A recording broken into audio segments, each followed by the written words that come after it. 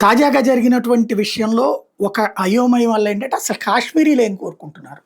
నిజంగా పాకిస్తాన్‌తో కలవాలనుకుంటున్నారా? యెస్. అక్కడ కోరుకునే వాళ్ళు ఉన్నారు ఇప్పటికి కూడా. ఎక్కువ మందే ఉంటారు కూడా. ఎందుకంటే పాకిస్తాన్ మత దేశం, వీళ్ళు కూడా ఆ మతం అన్నటువంటిది. ఇది చాలా క్లియర్‌గా ఉంది వాళ్ళకి.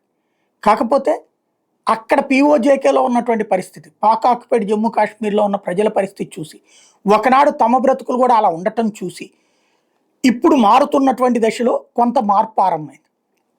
మళ్ళీ వాళ్ళని వెనక్కి తీసుకెళ్లే ప్రయత్నం చేస్తున్నారు.